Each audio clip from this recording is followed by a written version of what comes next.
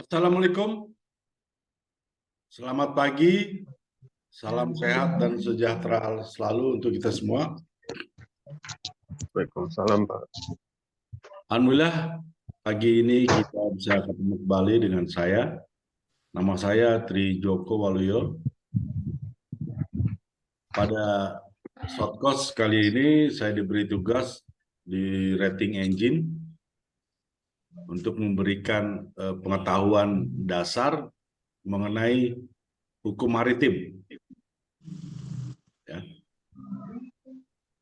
Ini adalah bahwa pelaut harus paham dasar-dasar hukum. Jadi agar kita kelak menjadi pelaut yang smart, ya, yang cerdas, bukan hanya sekedar belayar, tapi kita tidak tahu hukum-hukum, hak dan kewajiban sebagai seorang pelaut.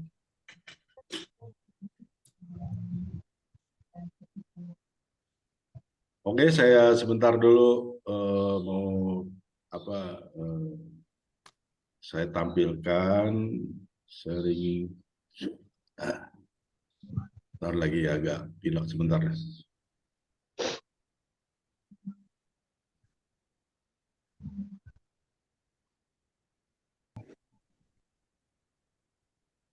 Oke, sudah lihat ya.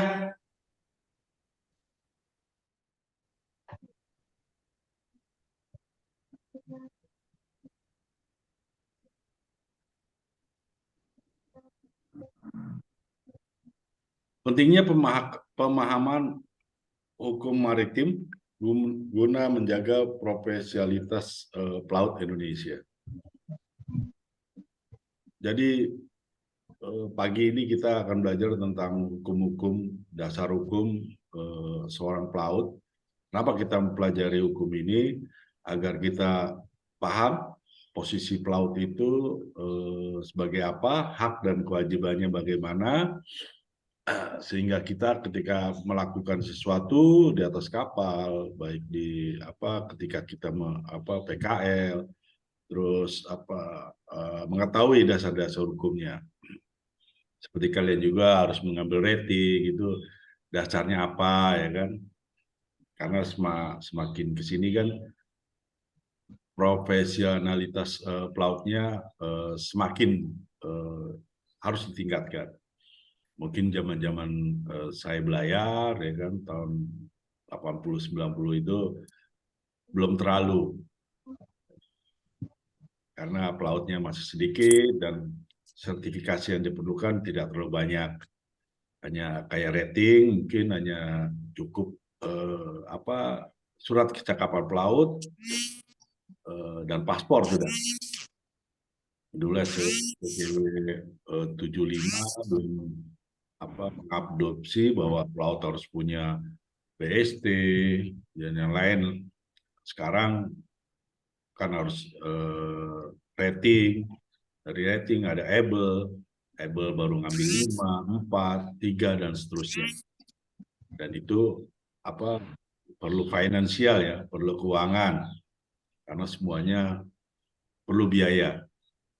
Seperti kalian ngambil seperti ini kan biaya dan waktu, kan, menjadi seorang oiler, sehingga berdasarkan IMO, SCCW, pelaut itu semuanya harus punya kompetens, ya kan, bahwa kalian sudah siap untuk menjadi pelaut. Buktinya apa? Ada sertifikasinya, rating engine, COC,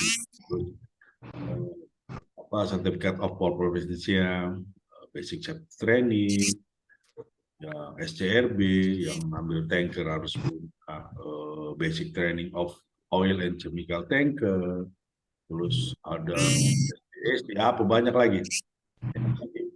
Perwira-perwira, ya kan? Harus punya MF, harus punya yang lainnya. Untuk kita mau kerja di kapal-kapal yang spesial seperti kapal penumpang, itu harus punya manajemen ini juga, ya kan, passenger, ya kan. Untuk kerja di kapal tanker harus ada. untuk chemical ada, terus kapal gas ada. Makanya benar-benar kalian pelajari benar-benar.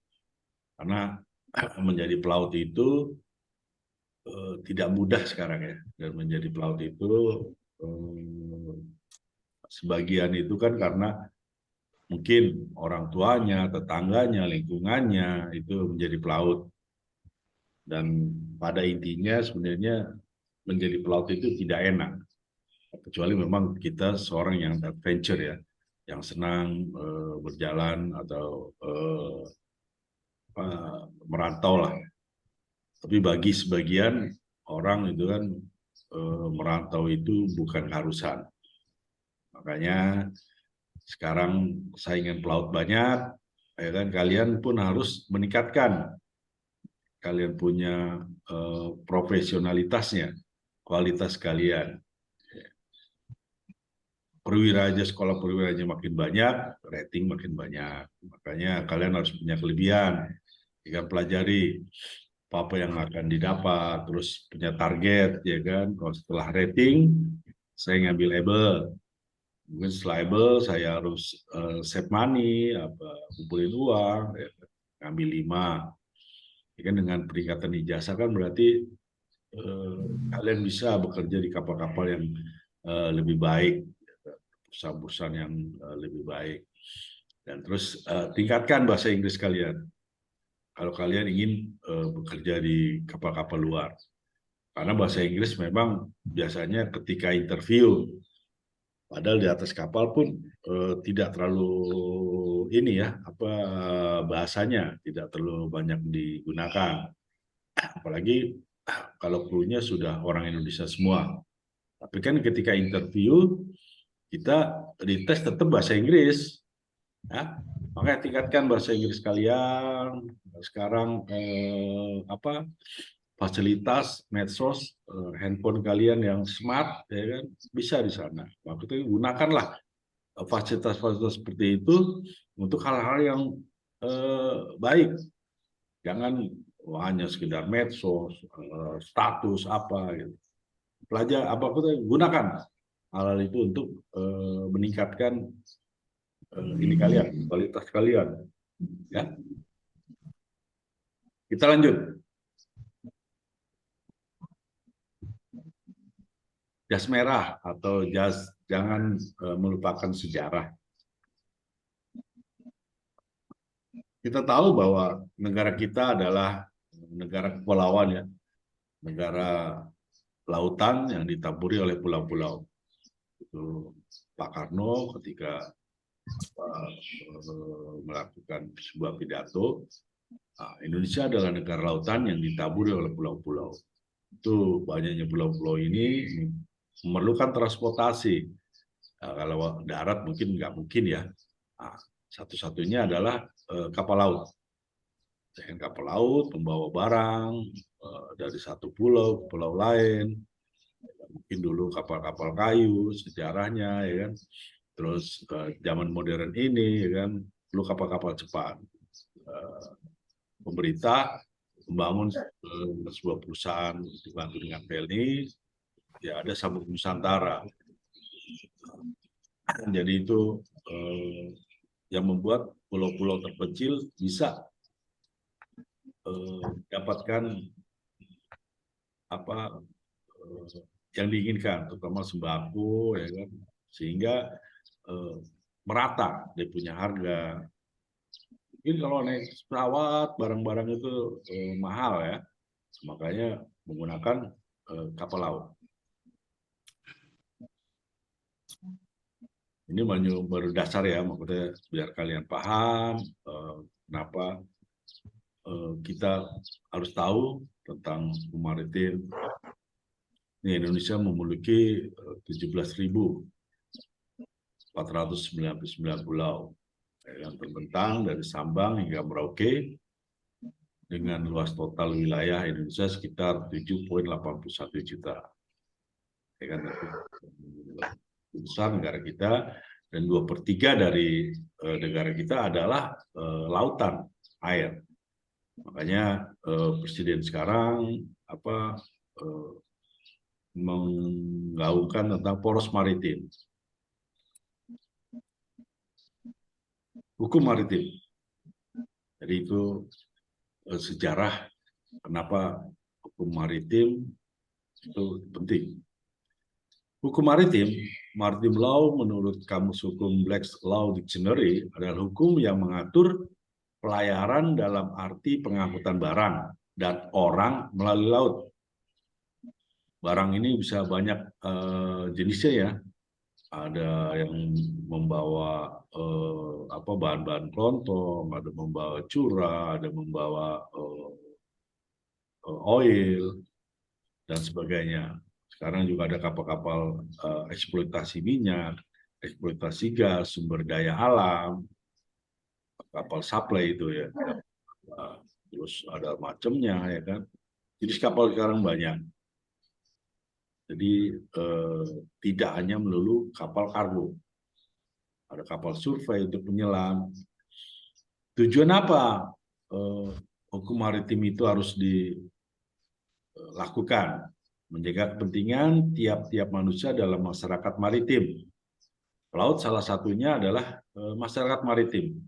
Tanpa ada pelaut, ini tidak akan jalan. Jadi sebagai dasarnya adalah pelaut itu sendiri. Tapi banyak kenyataannya nanti di lapangan aktualnya pelaut banyak diabaikan, ya karena sebagian pelaut tidak mau mempelajari hukum maritim ini, baca-baca gitu kan. Sekarang kan sudah zaman modernisasi, ya kan, globalisasi, kalian tinggal menggunakan jari, tanya di bah Google, ya kan, dasar PKL itu seperti apa, ya kan, Undang-Undang Nomor 17 itu tentang kepelautan isinya apa, ya, banyak di sana.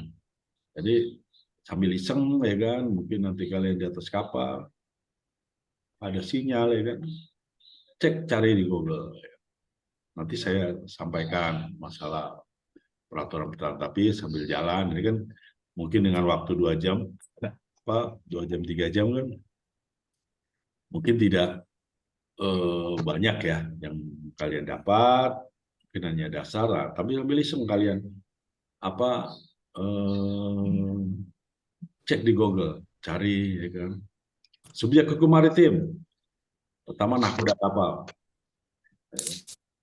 awak kapal, pengusaha kapal, pemilik muatan, pengirim muatan, penumpang kapal. Nah, ini manusia yang menjadi subjek hukum maritim ya. Yang paling atas nahkoda kapal dan awak kapal. Nahkoda kapal masuk dalam pelaut, awak kapal juga pelaut. Ya. Terus badan hukumnya apa? Tadi perusahaan pelayaran.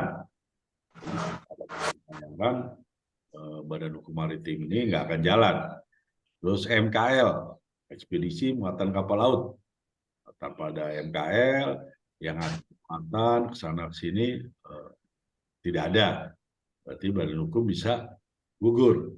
Terus internasional maritim, ini AIMO ya. Terus Ditjen Perhubungan Laut. Kalau di Indonesia, Ditjen Perhubungan Laut, kan Ditjen Perla, dia membuat aturan-aturan, peraturan, Badan Diklat, BPSDM, buat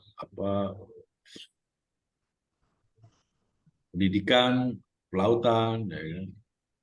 Tahu sekarang dari Sabang sampai Merauke itu banyak sekolah pelayaran.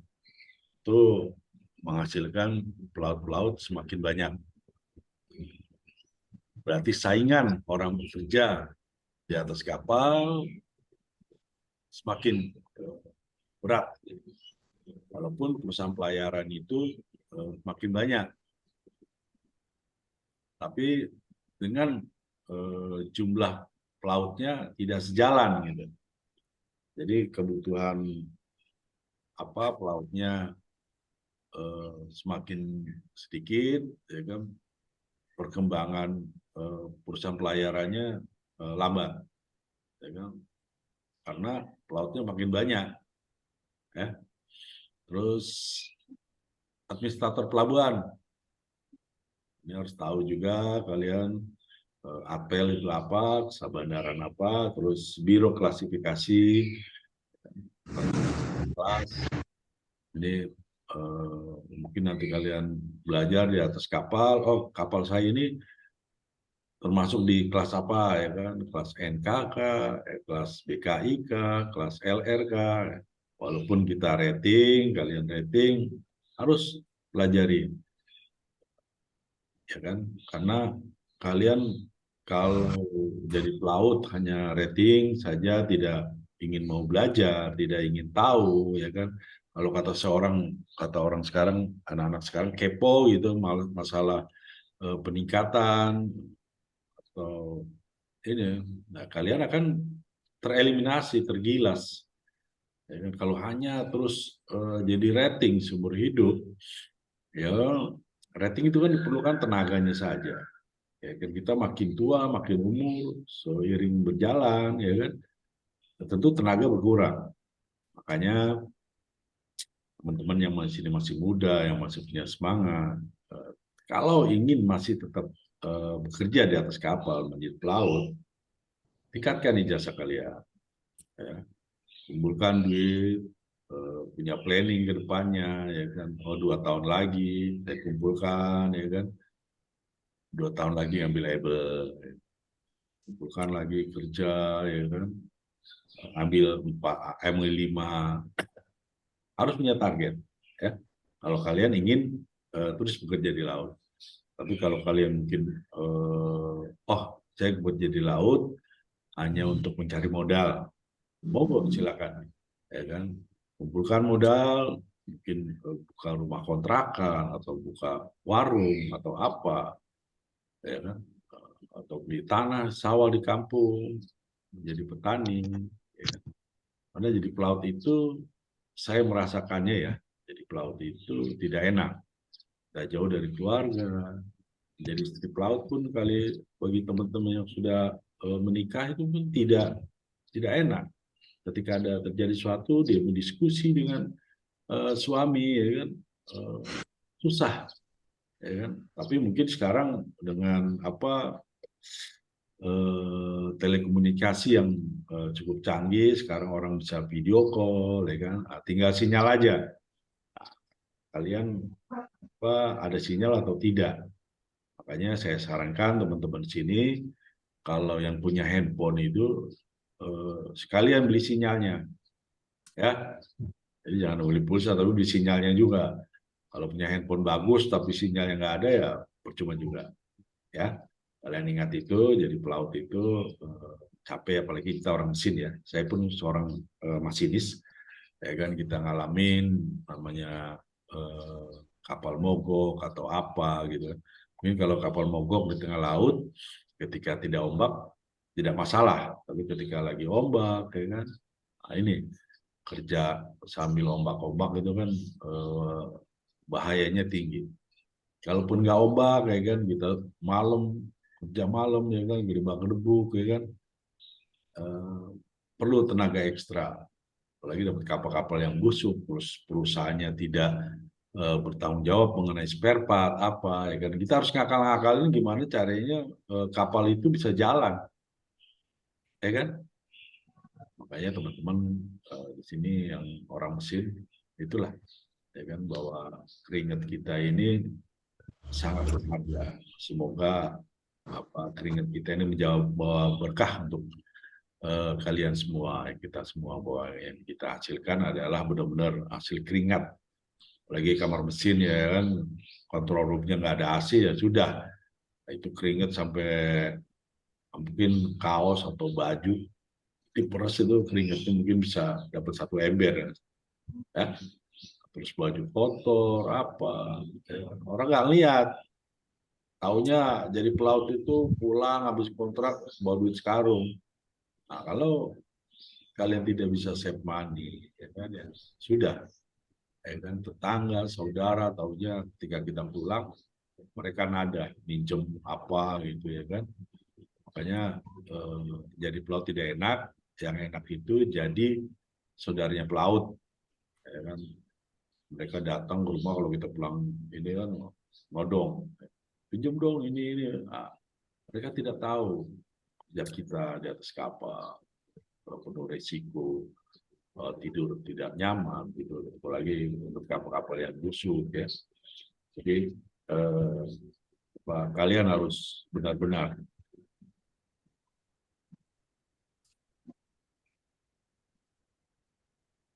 objek hukum maritim tadi subjeknya ya, benda berwujud, ada kapal, perlengkapan kapal, muatan kapal, tumpahan minyak di laut, sampah di laut, ini salah satunya ya, salah satu contoh benda berwujud.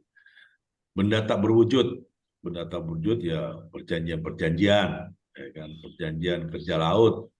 Ketika seorang pelaut awal bekerja di atas kapal, ya kan, itu ada namanya perjanjian kerja laut.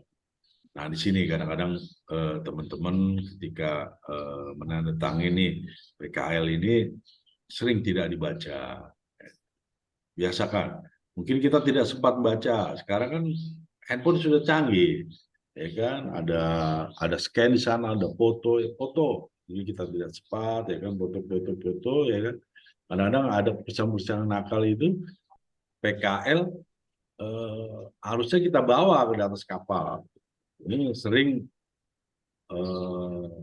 kita tidak diberikan PKL itu, sehingga kita tidak mempunyai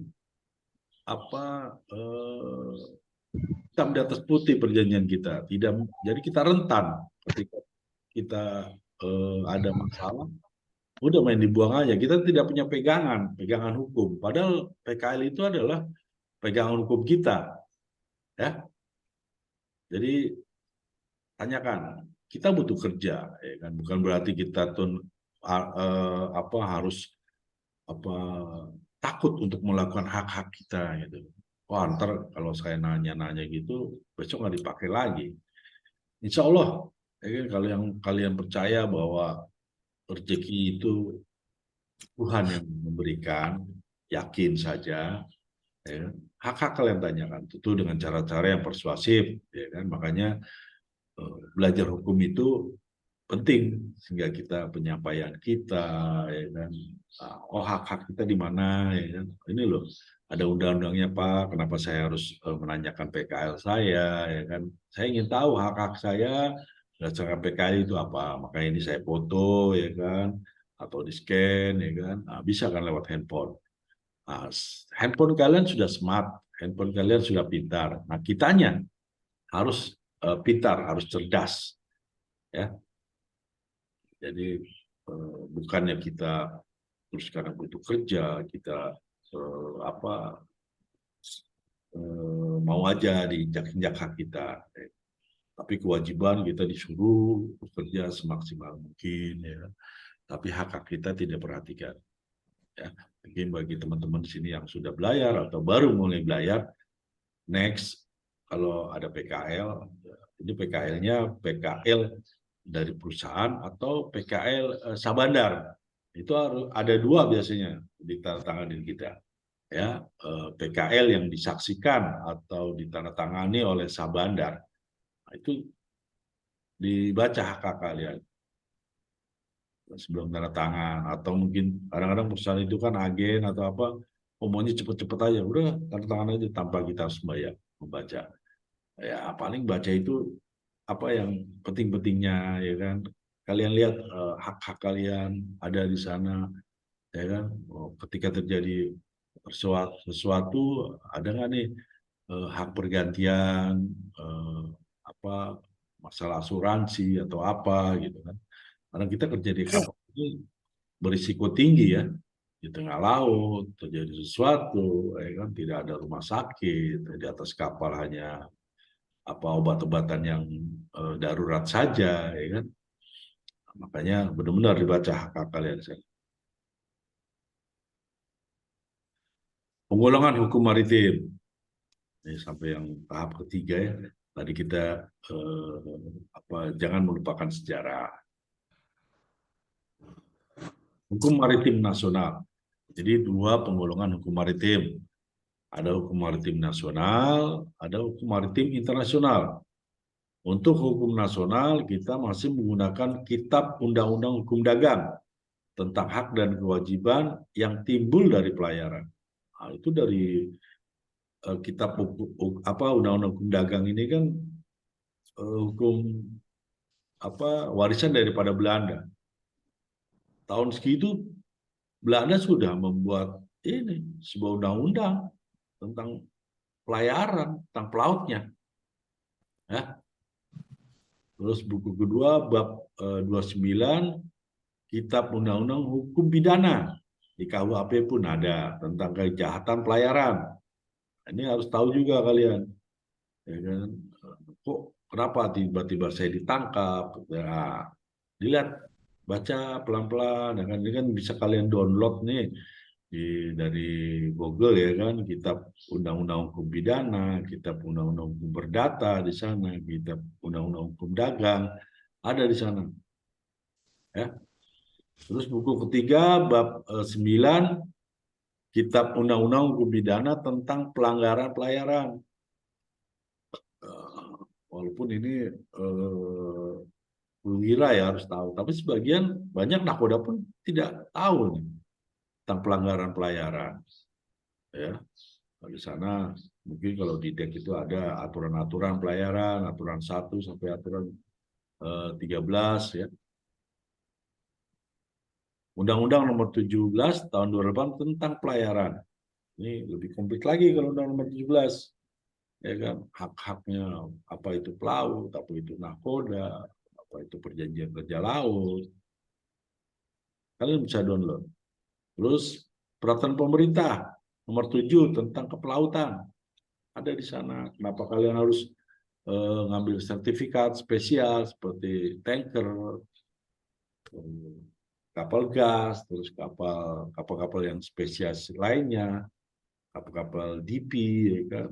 Nah, itu ada peraturannya. Peraturan ini ya, masuk dalam peraturan pemerintah. Terus keputusan Menteri Perhubungan RI nomor 70 tentang pengawakan. Ada semua. Cuma ya itu tadi kita tidak mau baca-baca. Jangan kita rating aja harus tidak baca. Karena ini untuk pelaut semua pengawakan. Karena kan pelaut itu ya mulai dari nakoda sampai wiper, dari nakoda sampai klasi ya pelaut semua masuk dalam pengawakan. Ini hukum maritim nasional ya. Walaupun semua ini kayak peraturan pemerintah ini mengadopsi daripada hukum maritim internasional. Masuk ke dalam hukum dari IMO, SOLAS, MARPOL ya.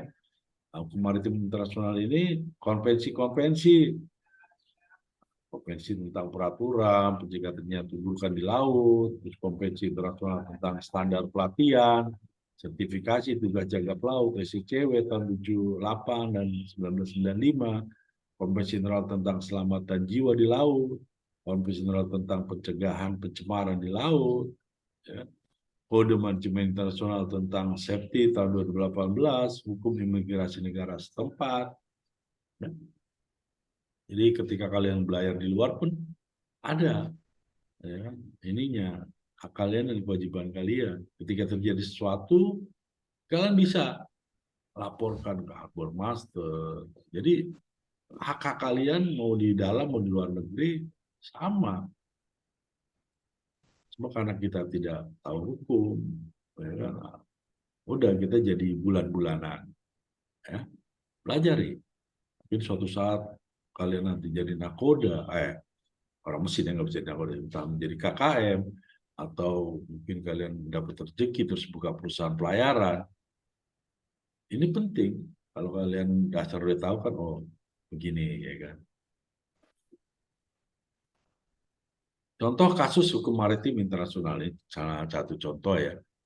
Jadi ketika zaman COVID itu pada tanggal 3 September 2021 dilakukan penahanan terhadap 3 orang kru kapal berbendera Korea. Mereka ditetapkan sebagai tersangka karena saat pesiar di negara India mereka tidak membawa dokumen pendukung. Jadi ada 3 orang kapal. Jadi biasanya di India atau negara-negara ini kan agak nakal-nakal sedikit ya di India ini. Jadi ketika kalian keluar, kadang suka nggak ditanyain paspor, ya kan? Oh, hari pertama, hari kedua ya, udah nggak tahu belum paspor, nggak ditanya.